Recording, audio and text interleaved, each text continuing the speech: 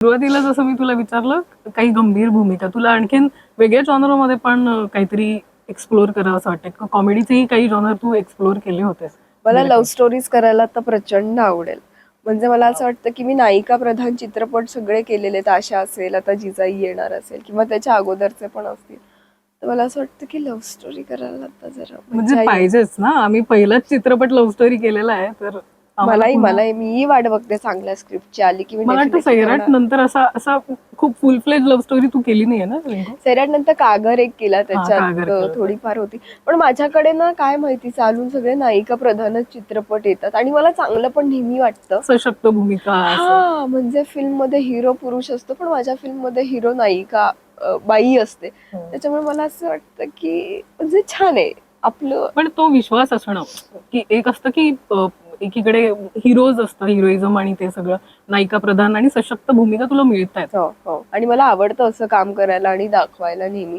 कारण आधीच्या मी नेहमी जे म्हणते चित्रपटात ते टिपिकल मुलगी मुलगी दाखवतात. खऱ्या आयुष्यात मुली इतक्या आता तरी कोणी इतकं टिपिकल नाहीयेत, खूप सशक्त आहेत, स्वतःच्या पायावरती उभ्या आहेत आणि मला वाटतं तेच मला पण रिप्रेझेंट करायला मिळतं. लव्ह स्टोरीज काही स्क्रिप्ट येत आहेत तुला की नाही चालत? नाही नाही नाही, येत आहेत, पण खूप छान किंवा मला जर वाटतं की मी या चित्रपटाला न्याय देऊ शकते किंवा या भूमिकेला मी स्वतःहून न्याय देऊ शकते तरच मला वाटतं की मी करीन.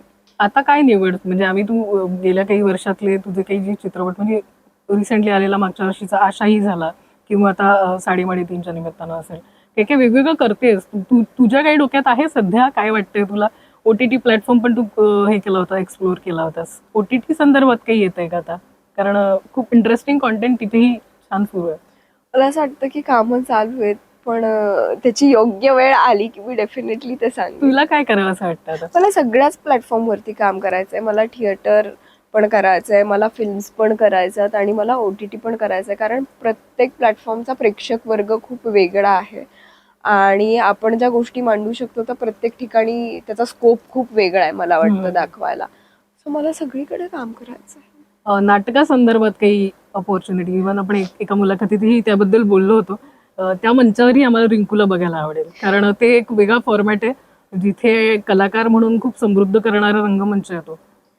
मला पण आतापर्यंत बऱ्याचदा विचारलंय, पण जोपर्यंत मी तयार होत नाही मला असं वाटतं की त्या गोष्टीसाठी, तोपर्यंत मी उगीच मोगम कोणाला हा म्हणू नये. त्या दिवशी मला असं वाटेल की हा मी हे करू शकते आणि आता ती योग्य वेळ आहे, तर त्यावेळी मी डेफिनेटली करीन.